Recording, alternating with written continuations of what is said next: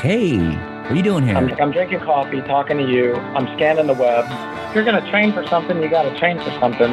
Then I'd basically be qualified to suffer the massive climb and massive descent the rest of the way. That's not fun anymore. But we don't have to just talk about ultra running, right? Maybe I need to just shoot for the 100. Do whatever. It's more fun. It's like less stressful too. And then think about what did I step on along the way. What? Did you just say what? That's pretty funny. See, I'm not doing 5 races a year now because I love my family. So great. It's wonderful. We're not doing this races. We feel so bad. Talk about anything we want. Like, did you wake up? Did you take a crap this morning? How was it? Things like that. I think that's all I want to really talk about is, we can involve a lot of people and maybe take some questions. Yeah, this is the Ultra Diner. The Ultra Diner. All right, everybody. Welcome to the Ultra Diner podcast. The podcast that still has no tagline and still has 0 sponsors. That's right. I'm Tony Portera. And as always, I am at the Ultra Diner today with my co-host, the original international man of mystery, a guy who rarely needs an introduction, but obviously needs one today. Because in all honesty, nobody knows who the hell this guy is. Ruel Abadam. What's up, Ruel? Hi, how's it going? I like that. Not too bad, man. There's a lot going on today in the world. I don't know if you've been following along, right? So it's Tuesday, March 26th for all those listeners out there. We got all these aftershocks that continue to come in relative to the release of the Mueller report last week and Attorney General Barr's summary letter. You got the first vote on the Green New Deal almost in like an hour in the Senate coming up. And all charges have been dropped against Jussie Smollett in connection with his alleged hate crime hoax. And apparently the mayor of Chicago and Chicago PD are pissed about it. Pissed. But today we have more important things to do because we have a very special guest at the Ultra Diner that we're going to have coffee with. This is a guy that has certainly thrust himself into the public spotlight since founding his now very, very popular website and Jam. He has appeared on national and local television networks, Inside Edition, The Dan Le Batard Show. He's butted heads with a diverse group of public figures that include professional athletes, a Chicago mayoral candidate, a fitness professional, and yes, a Playboy model. We're talking about Derek Murphy from MarathonInvestigation.com. Welcome, Derek. Glad you're joining us today. Thanks for having me. I hope the introduction was good. No, that was great and pretty accurate. Did you do any data analysis for the Mueller report to catch any of that Russian election cheating, or they didn't hire you for that one? No, they didn't ask me for that. So a little bit outside of my realm, although, people get mad if I do anything not related to a marathon specifically. So that would upset some people. Well, I've been on your podcast a few times, and I've certainly I listen to your podcast a lot, and I like it. I think it's great. There's been a lot of controversy, of course, with respect to what you do and the public kind of shaming aspect of it that Scott had brought up and that Scott works with you on. But I do want to get into a little bit of understanding of how this all began for you, how you decided to get into this area of analysis. But I wanted to start by asking you something relative to an article that was published on a Canadian running site in December of 2018 that addressed your unveiling of the Honolulu Marathon results that were previously not published in mass. You can only go look them up by individual and bib number. But that headline of that article called you, quote, the guy who lives to expose marathon cheaters, unquote. When you hear that, that you live to expose marathon cheaters, which to me, when I first read that article, I imagined this guy that just eats, sleeps, and breathes this 24 hours a day, 7 days a week, has no life, does nothing else with his life. When you read that, how does that make you feel? And is that at all accurate? No, I would say that's not accurate. But yeah, I do a lot more besides exposing marathon cheats. So that's again, it started out just as a hobby, and it's really, I spend more time on it now, since I'm doing it kind of full time, for, temporarily at least. But yeah, it's not yeah, it's not something I obsess about, and I sleep at night and I do other things with my family and and other work. So yeah, so it's just one part, but that's publicly, that's what people know me for. So I guess if people think that, if people think I'm spending that much time looking for them cheating, maybe it would stop a few more people. If they are accurate, and I am locked into into a room and have wallpapered the walls with all my notes and strings going back and that whole that whole thing. People think that and it prevents them from trying to cheat, then sure, let them believe it. So you got a real life outside of all this stuff. Yes, I do. Yes. So let's go back a little bit then. Tell us, how did you get into doing this? And what was the first occasion of alleged cheating that you addressed and wrote about? And how did this come about from its inception? Really, it was just kind of a curiosity. I was, following along as, maybe you were at the time, or as a lot of others were, on just a couple, very specific cases of cheating that were, brought up on the message boards, like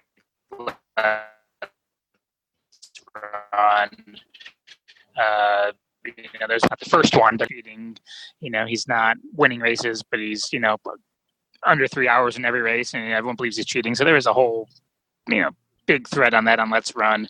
So I was kind of following that, and that was really a few years before the site started. And then I kind of popped back on and checking on that, and I found out, saw a thread about another guy that cheated, Mike Rossi, who he went viral because he wrote a letter he took his kids out of school so they could go to Boston to watch him run the marathon. And he also brought a videographer with him to video him running the marathon. And so he sent a letter to the kid's principal, because they got the form letter saying that the absence was unexcused.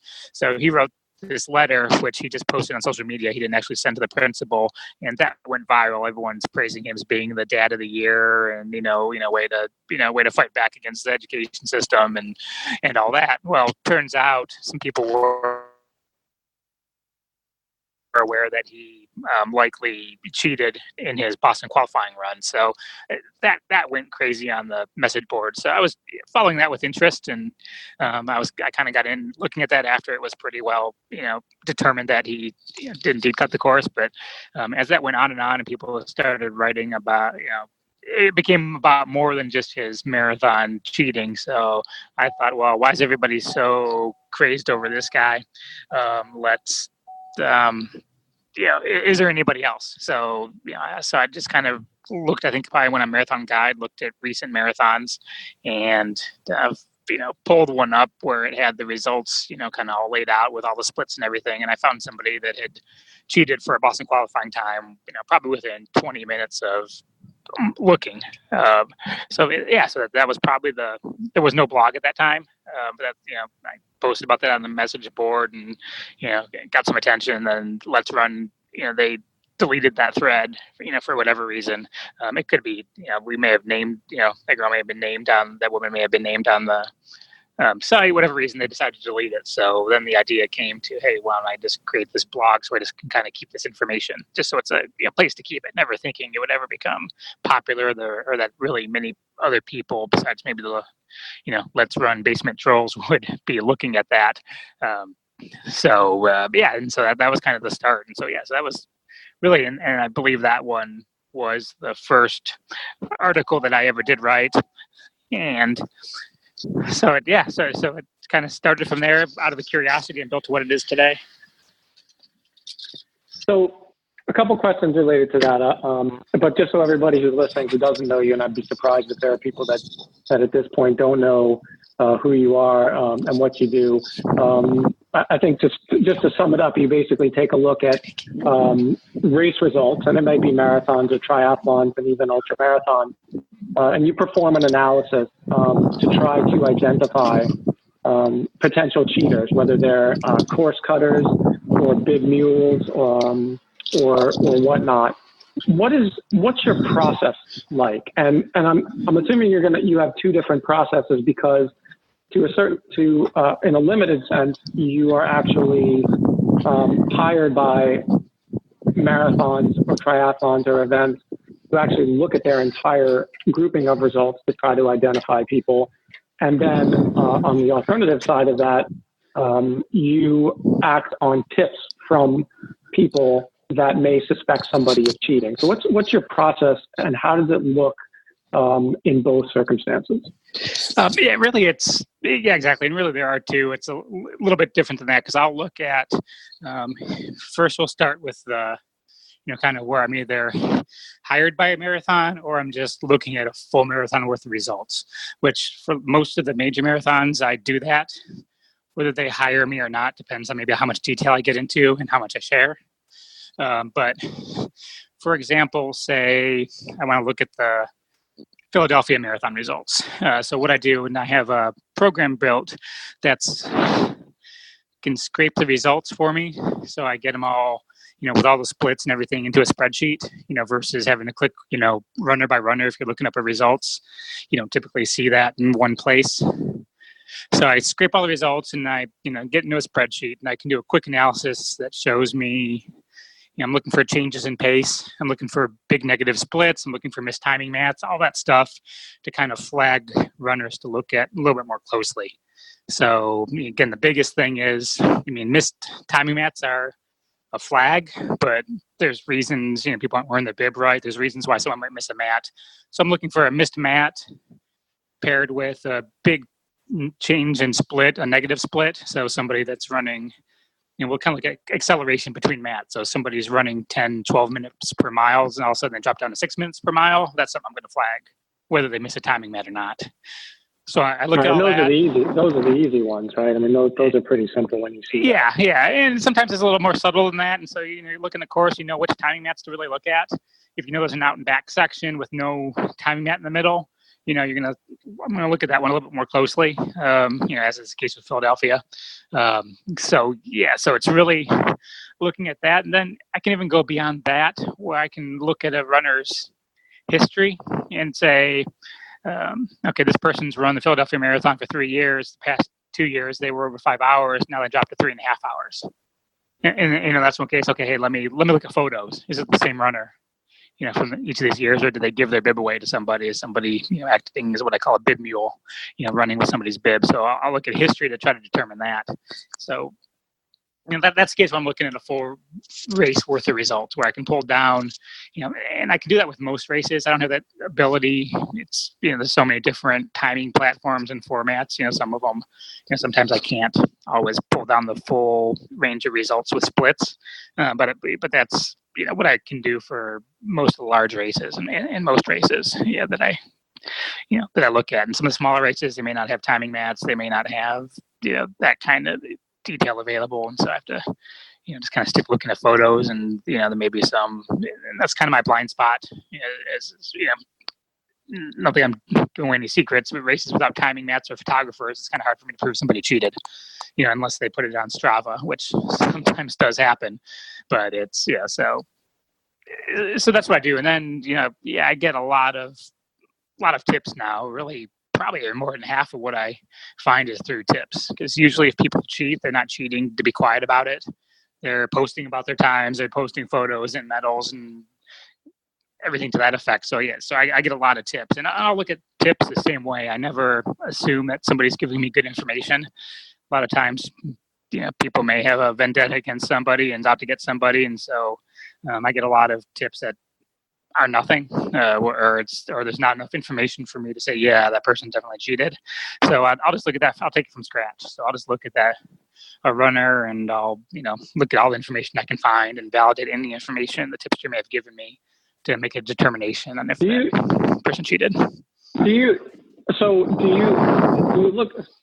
I have my own opinion on the anonymous tipping, right? Because, like you said, it could be just somebody that has a grudge against somebody or whatnot. You look at all tips that you receive. Do you ask who the person is, or do you care that they want to remain anonymous and tipping somebody off? Does that have any impact in what you're doing? Not usually. And again, typically the person emails me. I know who they are. They just don't want me to give their information. So occasionally I'll get an email from, get an anonymous email where I don't even know who the person is sending the tip, but usually I know who the person is. They just want to, remain anonymous. They don't want me to, publish their name or tell anybody who contacted me. So a lot of times it might be another runner, somebody, hey, this person beat me out, or they beat my friend out. So I was looking at the age group results, for the runners ahead of me, and this one doesn't look right, that kind of thing. But in most of those cases, they want to be anonymous. But sometimes you get it worse. There was a case, I think it was an overseas marathon. I can't remember which one it was exactly. And I probably got 5 tips on the same woman. Just over and over. It was obvious that this group of people were out to get this woman. It turns out she did cheat. So then I have, she did cheat, but she admitted to it, and they contacted the race to remove her from the results. So to me, I was done. I was especially done because I knew for some reason, this group of people really, really wanted me to write about her. So that just, sometimes it may push me away from writing a story when it's just, where you can tell there's just something that's, beyond, just being about the running. So let's take those two different, how many races do you actually supply this service for? Right now there's only probably about half a dozen that we've done. So it's very few that I do this for. That work for me directly. Let's take the two different extremes, right? One is where you have the half a dozen races that say, hey Derek, I want you to scrub through our entire results and identify people that you think may be cheating. And you're either looking at primarily you're looking at splits because that's the easiest thing to look at. It's much harder for you to identify, let's say it's a race like the New York City Marathon that has 40,000 people. I mean, I'm assuming you're not going to countless number of pictures to see if somebody's, right. Running with a bib under Jane Smith, but it's clearly some dude, right? I mean, so in those instances where you're simply scrubbing for time anomalies, you hand over your, 40, 50, sometimes 200, whatever it might be, list of people to the marathon that you're doing the work for. Are you then done? Is your job over with respect to that particular race? Do they go ahead and they take it a step further and try to investigate it? What works? How does it work in that sense? Yeah, it depends on the race, and there's different levels. I do kind of a basic one, which is pretty much what you said. So really, like, most basic is, hey, the race pays me, and they just agree to supply me any timing information, and be cooperative, and I'll kind of consult with them. So there's really no formal, like, hey, I need to go through all these runners. Then kind of on the other end of it, which is what I do with like the California International Marathon, is I go through before the race. I have a spreadsheet of probably over 1,000 runners who've been suspected of cheating or caught cheating in the past. So I'll take a look at their entry list and give them the list of runners that came up as flagged, that were on their entry list, so they can keep an eye on them, during the race and immediately after. And then, then when I get the results for the marathon, then I'll make my recommendations for initial disqualifications or initial questions. So, and this is kind of the race's standard as well, where anybody who's missing 2 or more timing splits, they get sent an email saying, hey, we have you flagged for disqualification. Do you have any evidence that shows that you were on that you completed the race, photos or GPS that shows our data may be wrong? And in a lot of cases they do. Right. So in that case, you kind of leave it in the hands of the particular marathon that you're doing the work for. Do you ever write about those people? Let's say it was, I think CIM is one of the races that you do work for, right? Is that, yeah. So in that case, I'm not going to a list of those. Let's say they go through the process and they determine to disqualify 25 people from that particular marathon.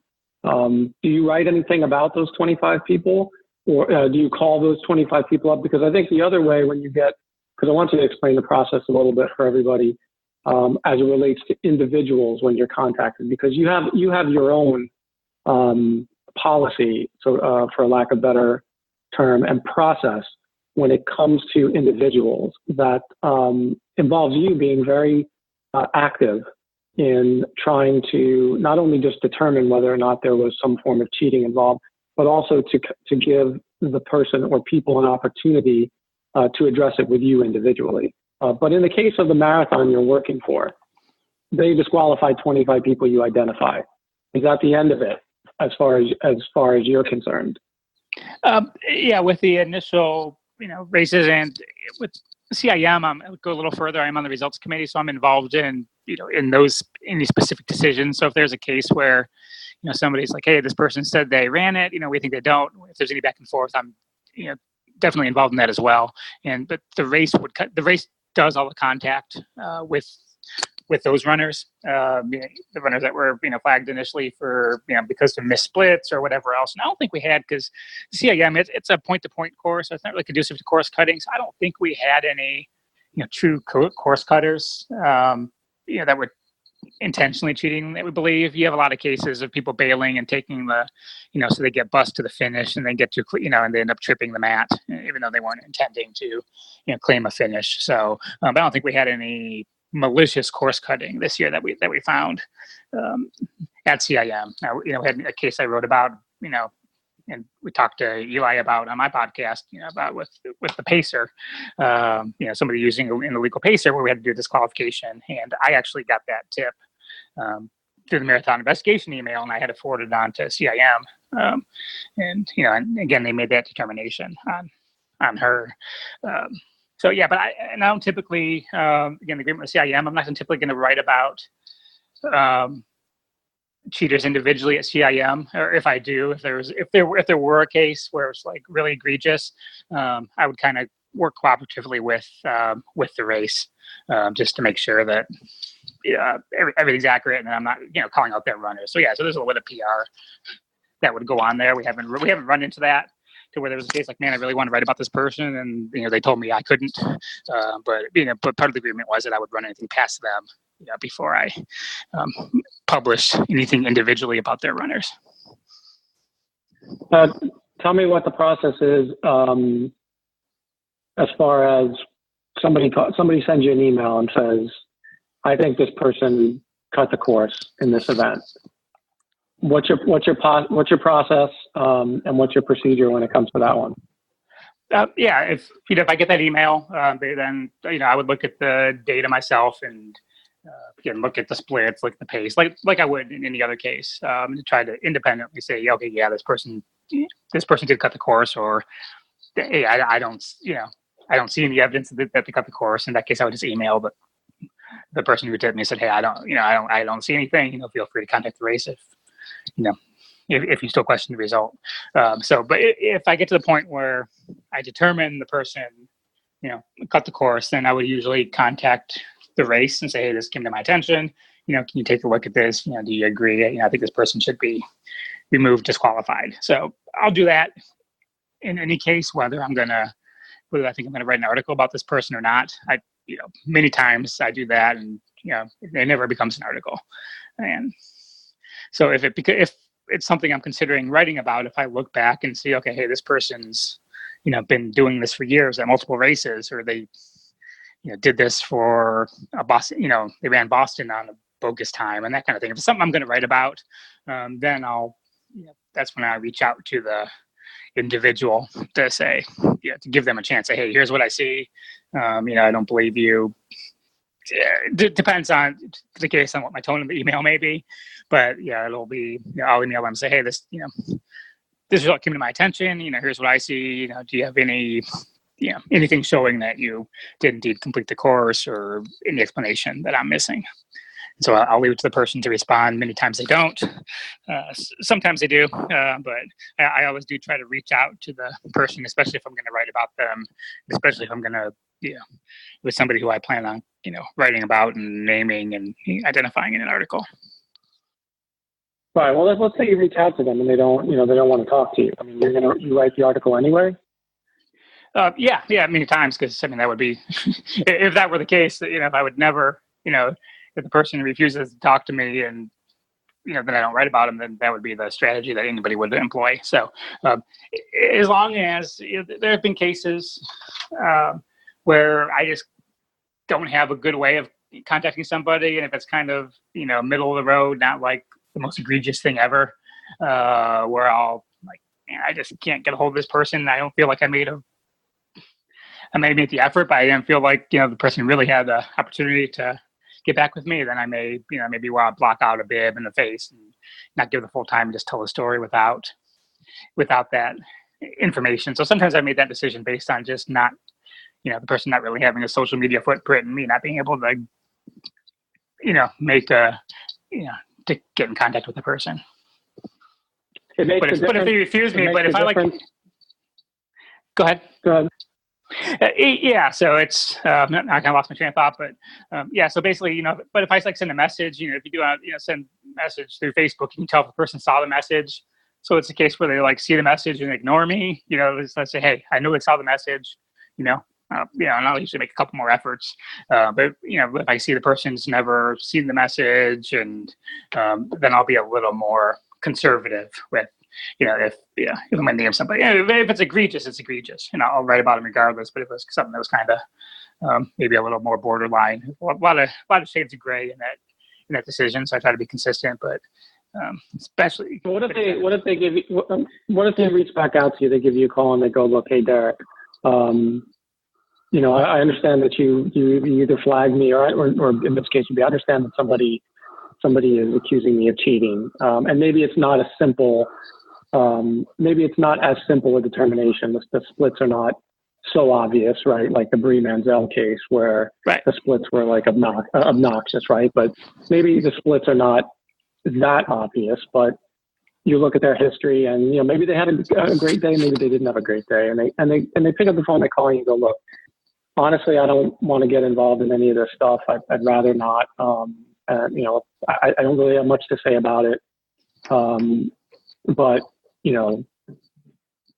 what do you do with that? Someone that actually comes back to you and says, I don't want to get involved. I'm not getting along with the person that I know probably questioned my result. Do you leave them alone there? Do you push them a little bit there? I mean, how much do they have to do up until the point of saying, yes, I cheated, or no, I didn't? Because really what we end up doing, or what you end up doing, is you're asking them to prove that they did something, right? So it's kind of like opposite of what we do in the real world, right? Somebody's accused of something, they don't have to prove they didn't do it, right? Someone has to prove that they did do it. So if they call you up and they say, look, I don't want to get involved, what do you do at that point? And then does it make a difference if they have a social media presence and they've been posting about this great result that they have versus somebody that doesn't post anything? Yeah, it does. And first thing, again, if I'm not 100% sure, I'm not writing the article, and I'm typically not even getting to the point of where I'm, contacting somebody. If there's not a chance of me doing an article, I'm not going to be contacting the person. So if evidence is just wishy-washy, like, okay, yeah, maybe the person ran a great day, I'm not going to contact that person. I'm not going to write about them. There may be a case where, like, hey, I'll send the race a message. Hey, maybe you have more information. Maybe there's a non-published timing match. So, in that case, I may contact the race directors. Hey, is there anything more here? Make a determination. I'm done with it, kind of thing. So I'm typically, and I think probably a good example of that, and I'll make sure, people know it's not a contradiction. The LaToya Snell, thing which blew up on my site, where she was the popular blogger. She's a slow runner, but she is sponsored, for her message and all that. And she had posted that she had completed a marathon. I contacted her knowing that she did not complete the full marathon, but not knowing the circumstances. So I reached out to her trying to say, basically trying to eventually get to the point of, okay, hey, I see from your GPS, I see from the race splits, I talked to the timer that you didn't complete the full marathon, but you're saying you did. So I was, trying to go to that next step. So when I contact somebody, usually I pretty much know what happened. I'm trying to figure out the why and give them a chance to say, yeah, that's what happened. So by the time if I don't know, if it's, again, somebody just ran a great day, I'm not going to, it wouldn't get to that point. And then you asked the second part of that is, about the social media. I'm not gonna. Again, that's kind of the bragging on social media, kind of coupled with, hey, they're a coach, they're profiting, they're a blogger, they're a sponsor, they're an ambassador. All that kind of thing comes into play as to whether I think something's worth writing about. I'm not going to write about, somebody. For example, there's Myrtle Beach Marathon. There's a result that's still in the books for somebody that has a Boston qualifying time, and there's no way in hell they ran this qualifying time. They have the missed timing mats. You can see the only photos at the end. I mean, it's obviously they didn't run the whole course, but I have no picture of them with the medal. They have no social media presence, so I don't know if they're claiming this result. I don't know that they're planning to use it for Boston. I do know they're in the results, and so, but that's not somebody I'm gonna write about. And I can't find him to contact him on social media to ask the question, like, hey, what happened?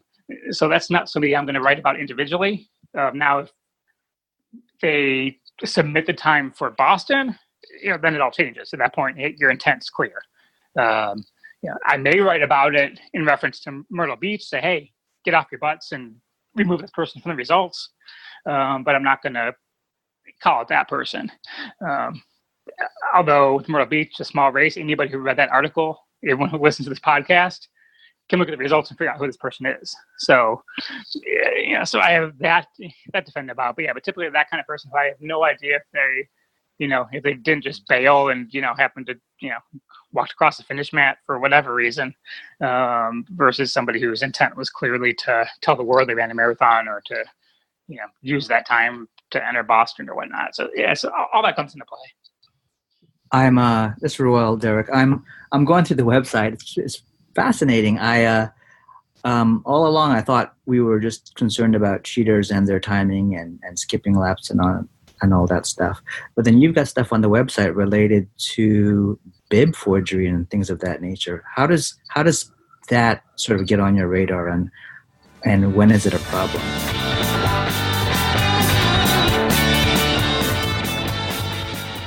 Hey diners, how's it going? I hope you are enjoying that cup of coffee at the diner. If you like the podcast, please do share it with people you know. We would love it if you would head over to Apple Podcasts, give a rating and a review. While we're at it, The Ultra Diner is online on Twitter, Facebook, and Instagram, all at The Ultra Diner. That's all one word, at The Ultra Diner. Well, I would say bib forgery is always, a problem for a number of reasons. So I read about those kind of bib forgery. I think you don't need to be told that's wrong. And there are the articles about the latest one, which was Valerie, who just dozens of races probably. She ran with forged bibs or forged bibs for other people to run with. So that's just an issue, and basically, that's just theft. And then you get the case of you have anybody running with a forged bib, or for that matter, even somebody running with a friend's bib. If a friend can't run, they give the bib to somebody else. The race officials don't know who's on the course.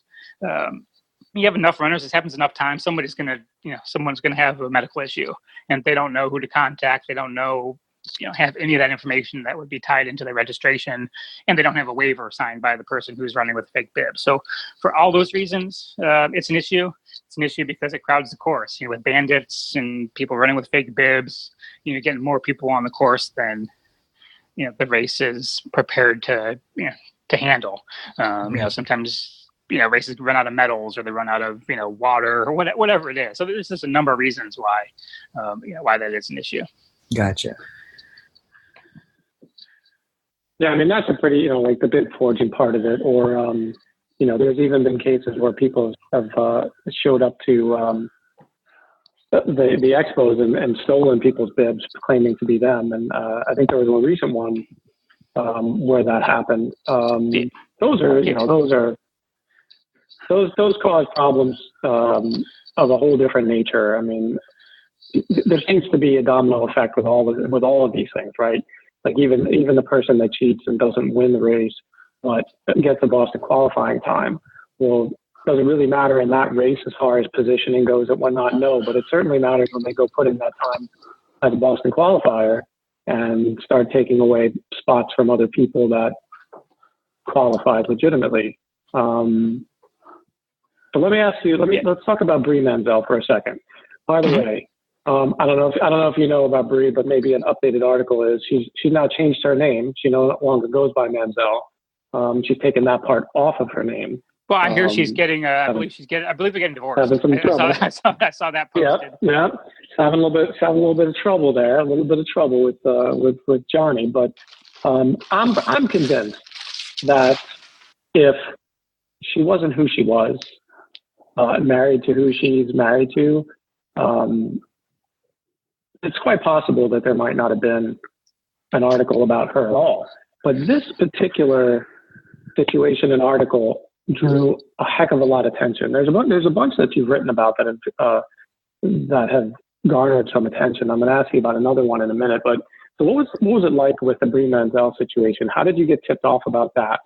What was your analysis with her? And you appeared on a couple of shows with that. Did you reach out to her? Obviously, she probably didn't talk to you. Tell me a little more about that. Yeah, and I wasn't with Brie Manziel. Somebody had posted on the Let's Run message board about her. Say, hey, she didn't. So actually, and Let's Run themselves, they actually did a little bit of an article, regarding her before I wrote mine.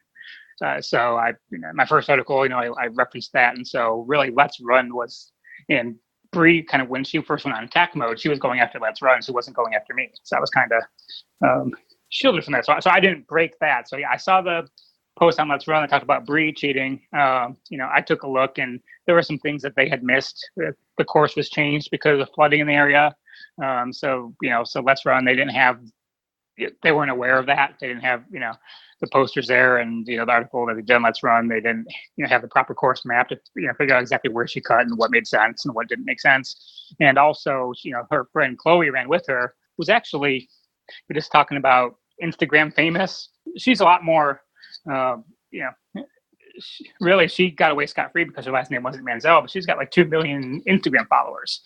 She's been in, Sports Illustrated, Playboy, everything else. So, Chloe was the one, if it wasn't for the Johnny Manziel connection, Chloe would have been the one to get the attention, more so than Brie. And so I wrote about both of them, and they weren't mentioned.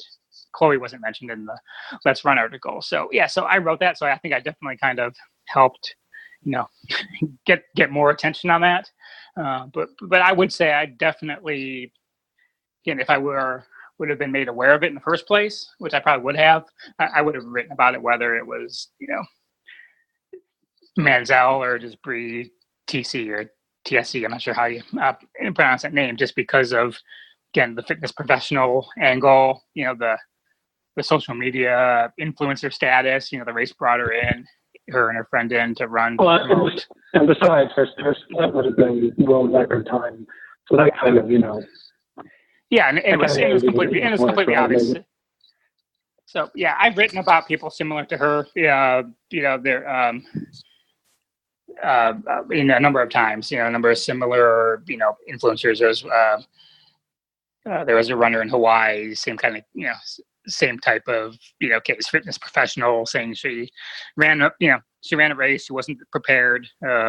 Said she continued through despite being sick very early on, and she missed 2 splits. She had incredible pace. It was getting an obvious one. So yeah, so I've written about the the so-called fitness professionals, Instagram influencers, a number of times. Now, if she was just average person, no presence, no public persona, then no, it wouldn't have come to my attention, and I wouldn't have written about it. So yeah, so it's definitely part of it. I mean, in the public eye. We talked about this. Yeah, we talked about this when when the two of us and Scott spoke last week about, in my opinion, is cheating is cheating, but we talked about levels of cheating and whether there's situational type of cheating that makes it even more. And what I was trying to talk about then was something that makes it even more egregious. The person that cheats and says they did much better than they really did, but has no impact, has no sponsors or anything like that, versus the person that's in the fitness industry that's making a living off of training people, that's going online and saying, well, look what I just accomplished, and I just got 4 more sponsors. Do you have the same type of feeling with respect to that? that there are, and I think maybe situational is a poor word, but there's cheating that's more egregious just because of either they're taking a podium spot from somebody or they are in the fitness industry and they're making a living off of this and they're getting sponsors off of it. Yeah, absolutely. And I think, in that case, hey, they made the decision to, make this very public. So so I'm not hesitant to write about them. I know if I wrote about anybody, I kind of got to the point where I'm almost kind of too well known for for the purpose, where it's like if I can't write about just the average person. I could probably look at that marathon, that half marathon that Bree was at, and I could probably find a dozen others that probably missed the loop or did the same thing. I would guess, and I could have written about them, and but again, they weren't out bragging about it. They don't make their living, in a way off of that, and so so I don't think in that case the punishment really would fit the crime. Definitely, with again the fitness professionals and all that, I think it's definitely worse. It's worse in a way. The act itself is the same, but it's but the impact and the benefit they're gaining from the cheating is different than if I'd say me, but if me pre-marathon investigation went ahead and cut some time off a half marathon because I was tired, it wouldn't have mattered to anybody whatsoever.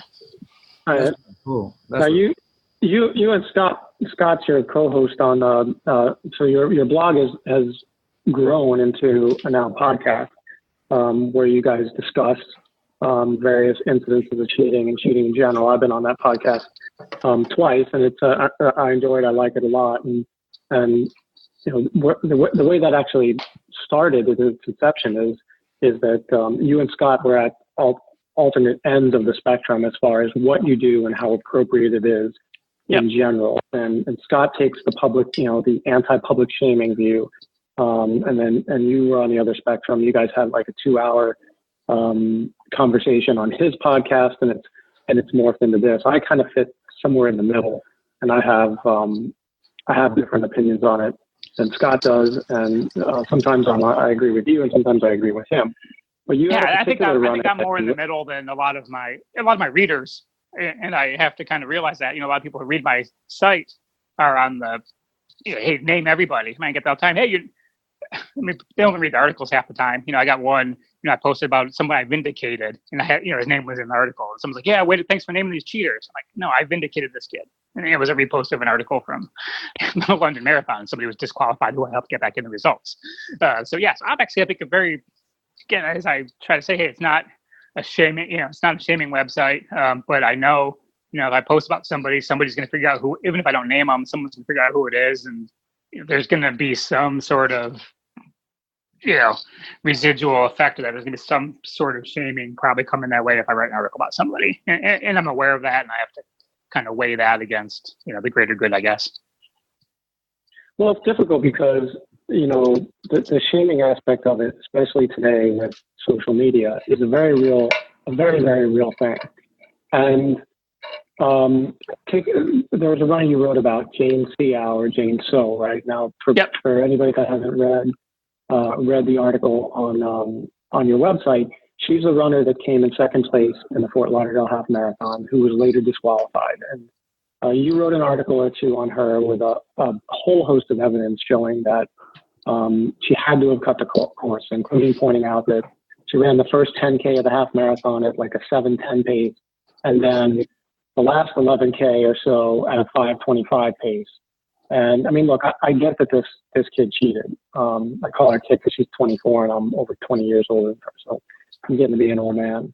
And then I get that she denied it, right? So she clearly did not run that second half in a 5:25 pace. Then she denied it, doubled down on it, went the extra distance of trying to cover it up by going back out and biking the course so that her Garmin or Strava data would hopefully show that she had completed it. But although she didn't, and then she ultimately posted an apology on this. What flowed from that, I think I recall she's a lifestyle blogger and a food blogger with both BuzzFeed and Huffington Post. I think she lost her job. doing that, or lost her position doing that, and was subjected to quite a variety of online bashing, with comments that included things like, you're a typical dirty whore, or that she should be deported, or what a pathetic bitch she was, among other things. Do you think that she, and in general, people that are caught cheating in endurance sports, deserve that level of backlash? And I mean, while they deserve to be called out, do they deserve to lose their jobs and be destroyed online? Or do you think in these cases that the punishment far outweighs the crime? And does this give you pause every time you sit down to write an article? And you mentioned it before. Do you start thinking along those lines? Okay, I'm going to sit down and write this article. What's going to happen here? Yeah, and I'll go back to Jane a little bit. I don't know that cause the Huffington Post, I mean, all that stuff got picked up on. And again, that was the article I first learned, okay, I can do everything I can. I never named her. I didn't mention she went to Harvard, which was a big talking point. I didn't mention that she wrote for Huffington Post, but that's the stuff that got picked up on. Yeah. So I kind of learned there, okay, hey, I didn't name her because my thinking was in the past, hey, if I don't name them, someone Googles her name, it's not going to show up with the article. Then, there should be no, I say real life. I mean, I think it's all kind of, but I didn't think there'd be any real world impact to her, based on the article. That was the first one that really went viral. And I don't know that she lost, I think with the Huffington Post, I don't believe I think the last article she had written was a couple years prior to from what I could tell, she wasn't actively writing at Huffington Post. She may have been promoting it, but she wasn't actively writing. So then as far, I know she was at the race to write, I think the tourism board had, comped her entry and I don't know, maybe paid for some travel. I don't recall exactly, but for her to be there. So, I mean, it was definitely kind of tied in to it. But it got to the point with her, even though, and I had talked to her on the phone prior to writing the article, and that's when she finally realized, and she wasn't admitting everything to me at the time, about why because I just wanted to bike the course because I wanted to, they sent me here and I wanted to be able to see the whole course. So, but then in the same conversation, she mentioned she did that to try to, create the GPS data. And then the one thing she kept on telling me, she said, I just left the course right away. I went, I was fading. So I just, cut off and went straight to the hotel. Didn't do anything. I'm like, well, I've got a picture of you with a medal. I have a picture of you. I had the picture of her accepting the award, which she was denying to me, even though I was telling her I had the picture. So she wasn't coming clean. So I was basically begging her at the end before I published the article. I'm like, just admit to this. It would probably be a whole lot different. But she didn't. So, but regardless, the level of attention I got, I think that was excessive. And I got to the point where, and actually, for that story, I turned down Inside Edition. It was like about a week later. Inside Edition wanted to have me on and the studio and record. Yeah, they wanted me on that one. Like, you know what? It's been a week. It's been going on. I believe she had. I think she had enough. So at some point, I kind of shut off the faucet as far as doing interviews on that one and talking about her. So so I think that definitely went far. You're always gonna have people that go, too far. And I'm not sure. You probably could find those comments. I know a lot of times, in some cases, people will embellish, say, hey, I received, these comments and all this hate mail, but you never see them. But I have no doubt that, that there was definitely inappropriate stuff, directed toward Jane as a result of, that article and that whole thing. I mean, I even saw Perez Hilton had tweeted at her, calling her a cheater. He tweeted at her fake Twitter account, but he thought it was her. So it's, definitely, that was the first case of it really going there. So since then, I've, kind of, been much more conservative as to not what I'll write and when I'll. Well, I suppose too it makes you kind of try your best to give somebody the benefit of the doubt and as much of an opportunity to address it before you write up a 2 or 3 page article. I think too, though, in listening to your podcast and reading a lot of your articles, there's this recurring theme to a certain degree with people that get big articles written up about them and that get more of the attention. And that recurring theme to me is this doubling down aspect of it. Yes. Even in the face of data that is, and Bree Mantel, or whatever her name is an example. Like, even in the face of data that says that she would have had to run a 4-minute mile for 6 miles or so in the second part of that event, people will double and triple and quadruple down on it. And I think a good example of that is, and I went back and reread the articles and re-listened to your podcast on Anita Carson, I think is how you pronounce her. And yes, she's the triathlete that was disqualified from San Diego International for missing an entire loop of the bike section, and then posted that she had a split that was just a little bit behind the leading male or something like that, and then reacted to being called out on that and with all sorts of interesting posts, and seemed to blame the entire state of California for this whole incident. Then you were going to have her on. She kind of went away. You wrote an article about her. You were going to have her on the podcast after she sent you some very interesting messages one day after like 6 months, and Scott contacted her by text message, who he thought was going to be her, but you picked up the phone and you got a guy named Bill. And over the course of time in that podcast, I think people should go listen to that, because it's a really interesting example of a person that, in the face of obvious evidence, which included altering and manipulating Garmin data, clearly missed a loop, kept doubling, tripling, and quadrupling down on it, until it came to the point where, once you took the word cheating off the table, it became it was the race's fault. It wasn't about her. And really, I think that he seemed to make it much worse for this person than me, because he admitted during that podcast that he was tweeting and posting under her name some crazy, ridiculous things. Yes, I don't know exactly. In the end, you reach this point in time where, in the podcast, where you all agreed, after he went on and on and on about, what do you have better to do with your life?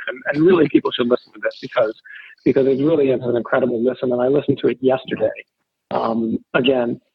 But you got to a point where you all agreed that A, she didn't cheat, and B, it was the fault of the race for having a poor course marshals, and she was misdirected. And I didn't quite agree to that. I didn't quite agree to that. I said that's a possibility. I'm open to that possibility. Right. Yeah. Scott. Although I think Scott said, I think we all agree.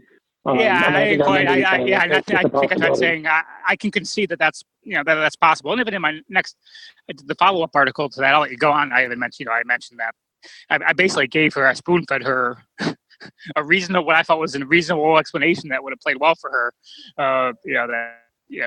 But then I got, Bill, I think Bill's the problem there much more than Anita. Oh, definitely. I feel very bad for her, because, I understand that Bill obviously cares about this woman, right? And is trying to defend her, but I think he does more damage than good. It probably, certainly in my mind, would have been a lot better if she came out from the get-go and said, you know what? Because obviously she has everybody who doesn't have a Garmin watch or some kind of GPS watch when they do these events, everybody's going to have their thing on Strava, for crying out loud. So everybody's got a GPS watch of some sort. She had to have known she didn't cover the distance, number one. If she would have just come out and said, you know what, I think I did miss a loop, probably would not have blown up to this level. No. I do think you guys let her off the hook, though, on that podcast, because the next step was, okay, fine. It wasn't the entire state of California's fault. It was the race's fault, and they were horrible, and they did a poor job at directing her, was what they were saying. But yet they found the need after the fact to double and triple down on it, and write to you and say, yes, I did do this entire course, and then manipulate data. So to me, it doesn't jive with me what he ultimately was saying. And then still after, and I don't know if you read the follow-up article I wrote after the podcast. I got emails like the next day, which I believe were from Anita, not from Bill and Anita, saying, hey, this podcast, I'm glad Bill came on because I'm not good at talking about the stuff. And I basically laid out, and we had a very reasonable back and forth for a while where I'm like, well, here's what I think probably happened. I think it's, I think it's entirely possible that you didn't initially know you missed the loop, whether you're misdirected or I don't know, but I think it's possible you didn't know you missed the loop.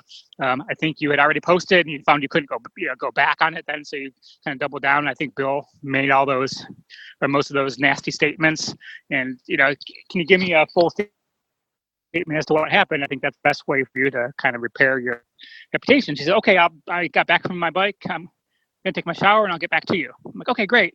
2 minutes later, I get an email. What the hell? Why don't you let this go, Murphy? So I know then I was getting Bill, and that was it. So I thought I had Anita kind of ready to, come clean exactly what happened, how all that stuff got done. Then Bill popped in and stopped it. So I hadn't heard anything for months. Just probably 3 or 4 weeks ago, I saw more emails from Bill. Talking about she got turned down from a sponsorship, blaming me, saying writing about how I called her a cheater. Again, I'm like, I never called her a cheater. So again, I think it's confusing me with the other blogger who wrote about her. But yeah, right, so it still continues. The race buster guy or whatever. Yeah, and I'm like, I'm not race buster. I never said you cheated. I just know you missed that. I didn't know why. And but yeah, so it's starting all back again. Then some nasty, threatening messages on her Facebook page. They keep popping up. They get reported, taken down, popped up probably 4 times. So it's So it's still not quite dying. But again, I think I'm to the point now. I think that's all Bill. Definitely. And I think so. Now I feel sorry for Anita. I don't know if she intended to cheat. And it was one on the bike. I don't know why she would. I feel. Yeah, it's all Bill. So hey, I'll say it here. Yeah, I do clearly think that she missed the loop, and it looks to me like she manipulated data after the fact. I think Bill manipulated data. Try to cover that up, and we'll probably build it. I mean, and that's part of the thing, right? Like, it's almost like that. The Silicon Valley, fake it until you make it, right? And you just keep trying to hope you can make one more little change and one more little fix to get over that hump and to be left alone, and you end up digging a deeper hole than you were in already. Yeah, and you're right. People that doubling down. When the people who fake the GPS data after when I ask for evidence. I mean, yeah, those are the ones I'll go after. I go with the hardest, and it just me really every trick in the book to try to get me not to write the article. There was Amanda Walk, who's a triathlete who says you can cut the course, and hey, can you give me the GPS data of the splits? And it was obvious you give me a manual entry. He provided the splits. It took her a day and a half to provide them, and they were photoshopped. So it was so obvious. And when I finally called her out, she knew I had her. She admitted to it, but then she didn't quite admit to the whole thing. She had a weird story as to why it happened. And then I heard from marshals on the course saying that she definitely cut not just the run, but she cut the bike. And I had photo evidence showing that her splits would have been impossible, and she still wouldn't quite admit to that. I'm like, yeah, I admit you cheated. Well, just go all through. And then, then her dad starts calling me. I've been trying to do everything to, get me not to write. It was just, it's nuts. And so, there's a number of those, cases as well. There's another case that you wrote about that was interesting to me on 2 fronts. And it was about a runner named Ashley Rollins who Boston qualified at CIM, only to be disqualified later for being paced by an unregistered pacer. And I found 2 things interesting about that. And she was on a podcast where I'm not so sure she was defending herself, but it seems to me like that was something she was kind of portraying as, well, that's way less egregious as a type of cheating than having somebody use a bib mule or cutting the course or something like that. But the article focused more on her and not the person who committed the other sin, and that's abandoning the race, right? I mean, right. In reality, there's two race sins there, right? You ran with a pacer, and there's a USATF rule about running with a pacer. And then there's the other aspect of it, and that was you had somebody that was abandoning the course, which has all sorts of issues in and of itself. Even though Runner's World seems to promote the right way to bandit if you're going to bandit it. But the Ashley Rollins case, how did that come to your attention? And why was that an article to write, given that it wasn't really I cut the course, or because the reality is that she ran her time, right? I mean, she did run that time. No, yeah, she ran the time. She could have run with a pace group, right? And she could have run with a person that registered for the race and paid for the race. It just so happened that her friend popped in for some time and wasn't registered. Yeah, and she could have, and really the rule is the person needs to run the full race, so it would need to be somebody who was actually competing in the race as well. So if her friend had bought a bib and hopped in at mile 13 just to pace her, that also would not have been legal. Now, that probably wouldn't have been noticed because she would have had a bib and right. Probably no one would have thought about it, but that also would have been been a violation. So the reason, again, I was, it came to my attention. I received an email from somebody, saying that, hey, on the message boards, they're talking about this openly. This person who messaged me thought it was against the rules and asked me, hey, is this a violation? I know CIM is very strict. CIM is very strict on the rules. And so again, since I was working on, and typically I don't, as far as pacers or somebody hopping on the course, for, a point, that's not something I look for outwardly. I've seen aware a couple cases where winners were disqualified, for having court, going away, and that I understand. So again, it's not something I look for. But again, since I was on the committee and this is the USATF championship and they're sanctioned, I had to forward it on to CIM. And really, based on the rule, the only thing they could do was disqualify her. So, and from there, it would not have been an article about her. Except for the fact that she was very public about it, and to her credit, she was very open. I appeared on podcast. She's a running coach for Rogue Running. I appeared on the Running Rogue podcast. Talked about it. We appeared together, but she didn't talk during my part. So, but she was on the line when I was talking. So she told her story. I got on, talked about the rules and how it all came about. And then she, her and Chris, the host, discussed it a little bit more. So she was very public and open. So that's the only reason, Matt, I never would have named the runner, but I would have written the article. And the reason I wrote the article was for to educate that, hey, this is a rule. What it is against the rule to have an unauthorized pacer. Again, just to let people, hey, don't do this. There's a possibility that somebody sees you, someone sees you doing this, you could be disqualified for utilizing an unauthorized pacer. So it was more just to educate for that front. It wasn't to necessarily rip on Ashley, although I did get an email from her fiance, kind of asking, kind of critiquing the article, and I responded back and nothing else. It wasn't too harsh, but it's, kind of why you're writing this now. I'm like, well, for the same reason that Ashley came on the podcast is to try to educate. I think the only thing I really said negatively about Ashley was kind of her representation of the person who sent the email in. I don't have the exact quote in front of me. You may have it, but where it's mean-spirited. I get that, and I don't have any problem with her being disqualified from the race because she violated a rule, and I suppose I can take the other side of that and say we can all educate people that this is against the rule without naming particular people and posting pictures of them. And I thought she handled it quite well. But I think where I struggled with this particular case is, and I get that she DQ'd. Okay, so I get that there was an advantage from having this pacer and she lost and qualified. That seems to somehow rise it to another level of egregiousness. But I can't imagine for the life of me that she was the only human being in this race that had somebody pop into the race with her and run a little bit with her. There must have been others, because I in the marathons and the events that I've run, I see people banned at the course all the time. And it just struck me as her case. While again, I agree with her disqualification, and I agree with the point of educating people that this is against the rules, and if you do it, you couldn't be disqualified. Although people that are going to win this race, it's going to be obvious, right? They're going to be in the front of the pack. But to me, what really bothered me about this one is this. To me, it clearly came from somebody that had a problem with her. That 51, right? I mean, it wasn't her friend. It wasn't her best friend that she goes out drinking with at night. I wrote Derek and go, hey, Derek, you might want to look into this. My buddy used the pacer and being cheered. Yeah, I mean, it came actually the initial tip, and I don't know that this person.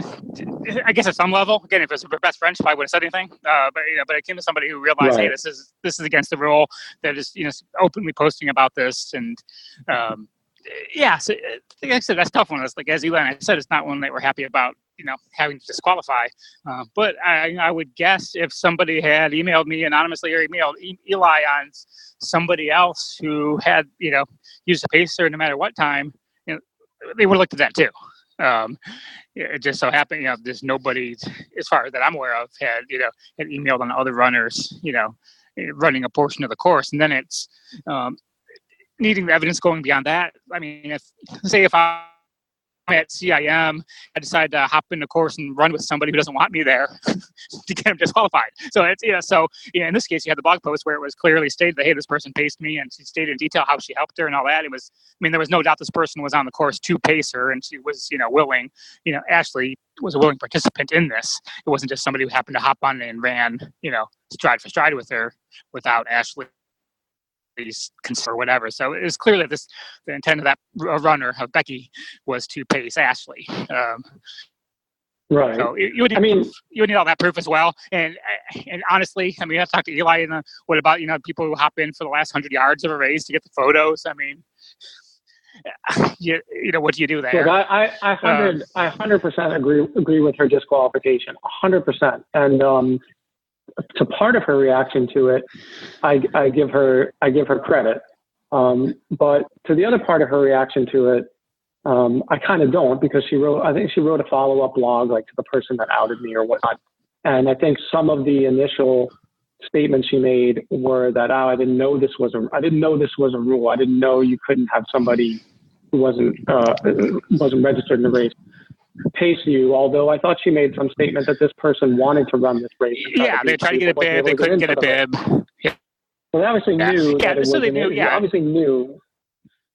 And then she wrote a thing about, did I break the rules? I didn't cut the course, but yeah, she broke the rules and she deserved to be disqualified. And I can understand it more if the person was, there's a rule like, okay, it's kind of a gray area. Okay, what if you get paced by members of the relay team? They're not running the same race as you. Or what if Becky was registered and only ran the last half? That would have been against the rule, and I could understand not knowing that. I wasn't sure about that.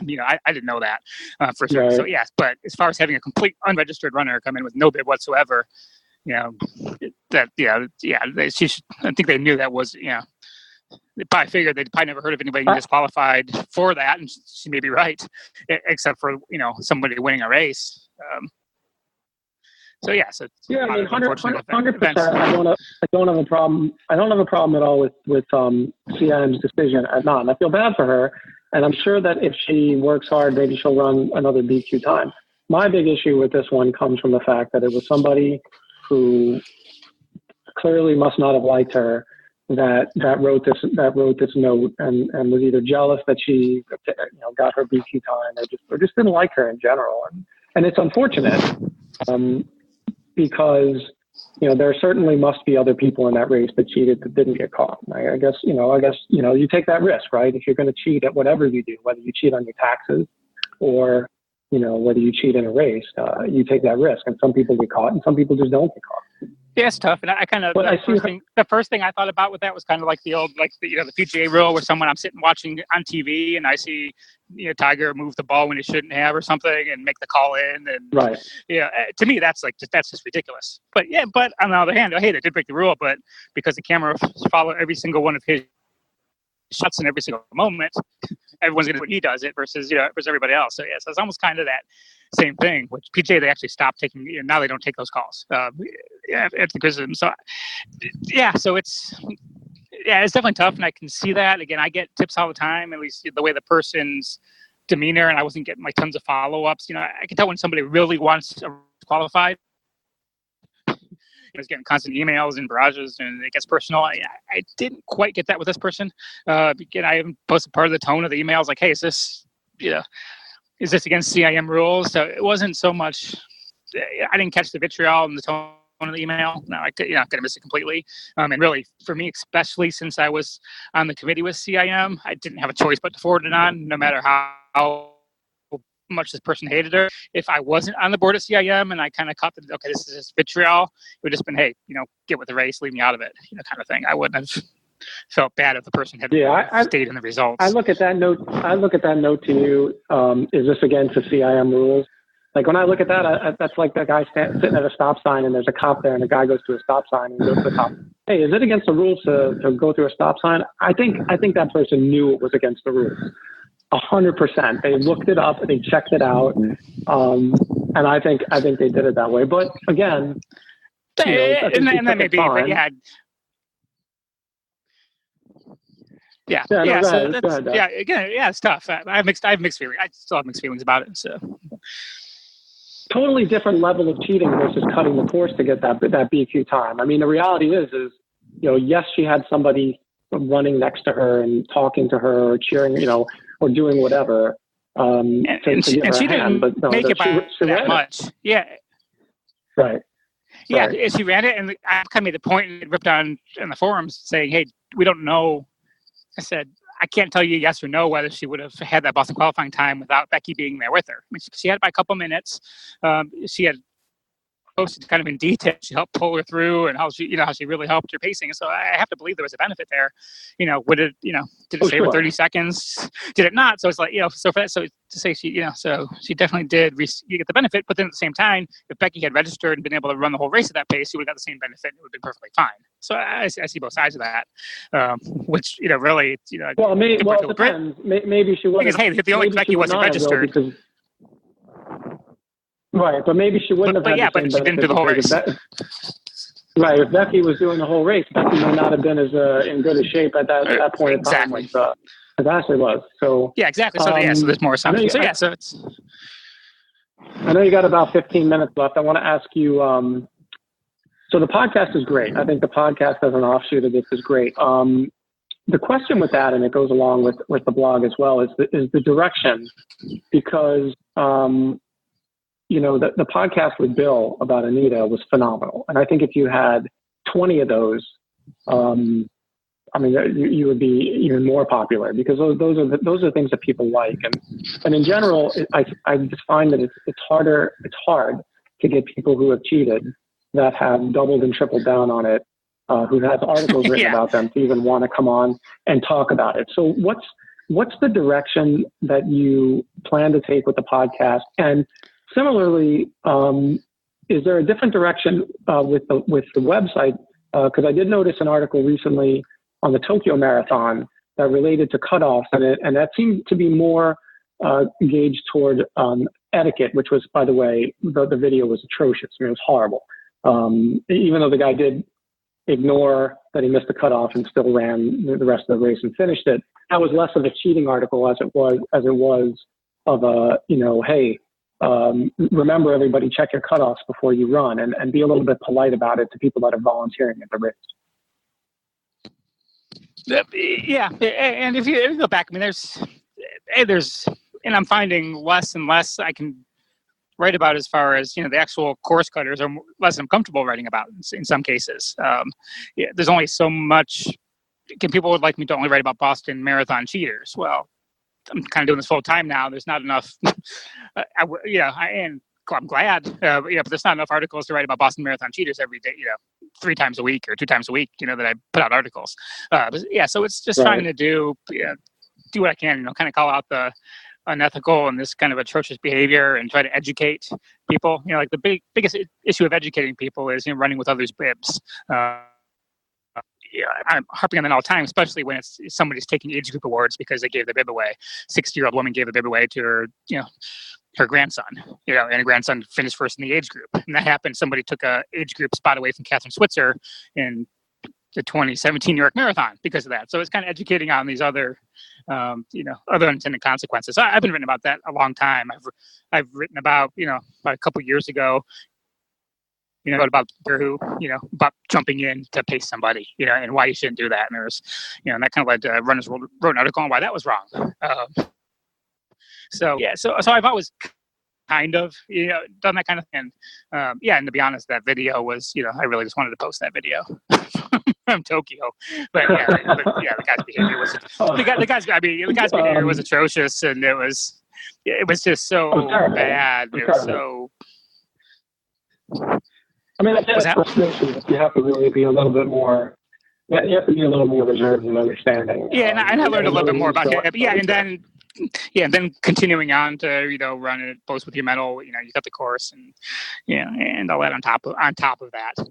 And just I never was able to. I wanted to get the whole video because obviously that video was cut off by Twitter because that's not where I would have stopped recording. There was he was still going strong when that video cut off. I wasn't able to get the full video. And I learned some more about the guy too. So again, I'm not. There's nothing, and I again, in this case, I didn't name him, but I didn't own the video, so somebody was able to figure out who it was and post it on the, on the person who actually posted the video, and I had no control over that. So, what's the article looking back that you've written on that you've gotten the most backlash from, that you've gotten the most emails from that have been negative towards you and what you do? Oh, geez. I think one was, and it was very early. It was very early after I think it was like shortly after Runner's World did the first article on me where I first kind of came in the public view. I wrote about, it was called the Fake Tina article, where I wrote about a runner who said she had run the Boston Marathon. Shouldn't say she's a runner, but this woman said she had run the Boston Marathon, and someone's like, I can't find you any results. What's your name? And she gave this name to somebody entirely different. So she's saying, oh, this is my result. They misspelled my last name. So she found somebody with the same first name and a slightly different last name, saying that was her. She posted pictures with the space blanket at the finish. A couple of days later, she had a medal. So I think she bought one off of eBay. So she never ran the race, but she claimed she did. So I wrote about that. And I got a lot of backlash about that, and that was a time when I was probably less cognizant of reach I had, and so I had her whole name in the article and everything else, where she didn't really cheat, but she claimed she ran a race that she didn't participate in. So it's a very interesting story. It's getting a lot of traffic and a lot of traction, and but again, I got a lot of negative comments on that one, and actually, I think I took that one down and I fully redacted every little bit of identifying information and posted it a number of months later. But yeah, that's probably the one. Again, as somebody who they didn't cheat, run on the all I did was took pictures and said that they did. So that's probably the one that I've regretted and the one I've gotten them most negative feedback. Although I thought it was a very interesting article, a very interesting story, I would have told it differently, from the get-go instead of, completely outing this woman. Is there any article that you wrote, and maybe this might be the one, that when you look back on it, and is there any article that looking back you either regret writing or you regret the way in which you wrote it? Yeah, there's definitely that one. There's one that's a little more recent. I gotta sometimes do remember people don't always read the full article or don't always read the article before they comment. And there was a runner who was pictured on the subway at this year's New York City Marathon. And he was I believe he was from Poland. He was definitely from full country. And so there's a picture with him on his bib on the subway. He had a finishing time. He had a picture with the medal. But I even did say in there, hey, I don't know that he intended to cheat. He could have just been needing to get his bag, from the finish line. And he he took the medal, but it's not the greatest thing in the world. So I wrote that. I just want to hear a story. I'm not saying he cheated. I mean, I specifically said I don't think this guy cheated, or I don't know that he intended to claim this time as his own. But again, being on Marathon Investigation, people got taken that, hey, I was calling this guy a cheater. Whereas specifically saying, hey, this guy came out all the way from Europe to this race, and after 6 miles or whatever, after the bridge, he was subway. I really want to know what happened. Kind of thing. So I was left that one and not written that one. And if I couldn't find out more, instead of kind of putting it out there, as hey, I want to know what happened. So there was that one, and another one similar. There was a runner, I think it was after the 2016 Boston Marathon, that he posted on social media that his wife had, so he took a second medal for her, and that just blew up.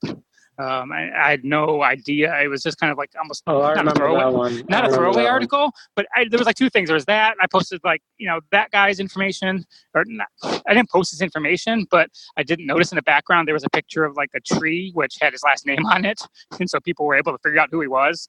And I'm like, oh yeah. I mean, I quickly changed out, but then it got picked up by other publications that didn't take out that photo. So yeah, so he got so he got it hard, and it's like, it was just kind of like it was half of an article about him. So I think the title of the article was, "Hey, not cooler, not a big deal."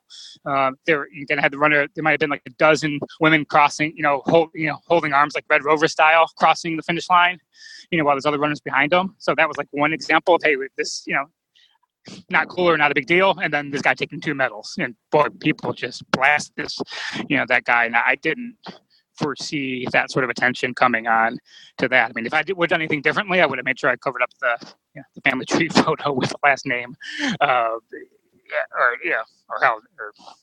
I'm not saying I wouldn't have done, written that article, being honest, but yeah, I wish I would have caught that. Usually I'm good at catching and, redacting, when I want to, and it would have probably been not quite as bad on him. Right. Well, Derek, I know you had another thing that you were heading to, and it was super, super cool having you on. We're gonna have to beg you to come on another time. Maybe we can talk about some more specific cases. Yeah, we'd love to have you on, because I think you're unique in what you do, and I think what's interesting about you is you have a tremendous amount of support for what you do, but you also have a tremendous amount of detractors and people that don't like what you do, which makes it very interesting dynamic. And I think detractors are a lot less than, the detractors I think are a lot less percentage-wise than what I initially anticipated when I first kind of went public with this whole thing. But yeah, there's definitely our detractors for sure. But I think overall, there are going to always be people that love to read this stuff, that love to find out about this stuff, and I think there'll always be kind of like a market for your stories. And you've even gone into some other stories, like you posted a recent article about Gone for a Run, taking quotes from a specific person and working them into a calendar that they were selling. So I think, and as a lawyer, I love that article. I think that's a very interesting article, and I thought that was a really good article to write. But I think you're doing good stuff, and we definitely want to have you back on. Just so everybody knows, you can catch Derek online at marathoninvestigation.com. There's 2 Facebook pages. There's a Marathon Investigation public group, and there's a marathoninvestigation.com group as well. And it's Derek Murphy's also on Twitter. You can find him on Twitter and on iTunes with the Marathon Investigation podcast. But it's been great to have you, Derek. Appreciate it. All right, thanks for having me, guys. All right, until next time. Usually at the diner, by the way, Derek, we either do one of 3 things. Either we all split the check, or myself or Ruel pays for the check, or a guest, if the guest is horribly terrible, they pay for the check. I think the last time we jokingly split the check with Frank McKinney, just because he's such a great dude and a very successful dude. But you're awesome. We're paying for your check this time, and we look forward to having another cup of coffee with you down the road. Wow. All right. Thanks, Derek. All right, thank you. Bye. Thank you, Derek. All right. On behalf of Tony Portera, I am Ruel Abram signing out. Thanks for spending time here in the greasy spoon of ultra running, the Ultra Diner.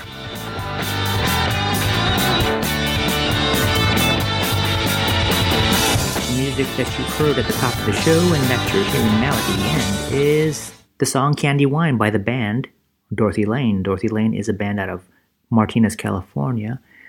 And I wanted to thank them for being able to share their music on this podcast. So please do check out dorothylanemusic.com for more about the band, more about their music, where they're performing, follow them on social, and most importantly, support the band, buy their music, and share. Thanks, Dorothy Lane, and thanks, Diners, for tuning in and stopping by.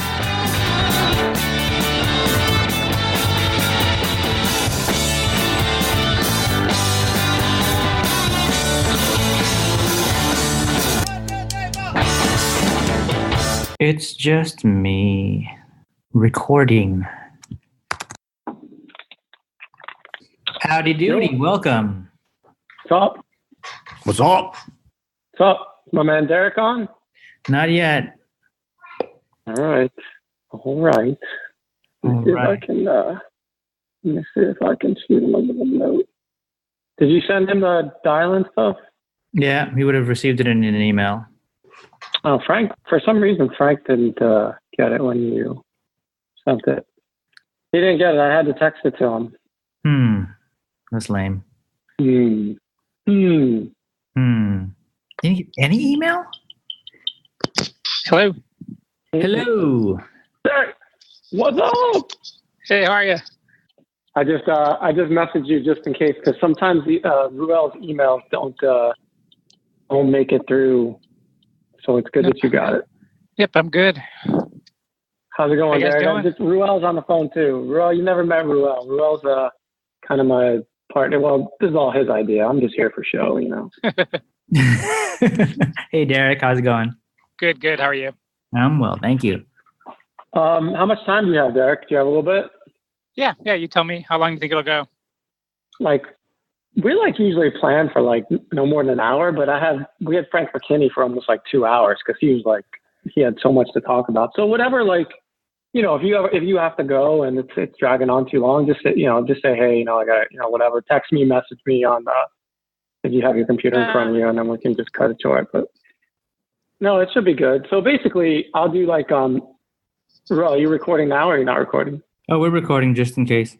He cuts all this stuff out, but I'll do a quick little introduction, and then we'll just get into chatting about whatever and just see how it goes. It's kind of the theme of this podcast is supposed to be the three of us are sitting at a diner having coffee and just whatever we talk about. But of course, I'm going to ask you about what you do, why you do it. We might get into some of the stuff you talked about with me and Scotty before or whatever, and we'll just see how it goes.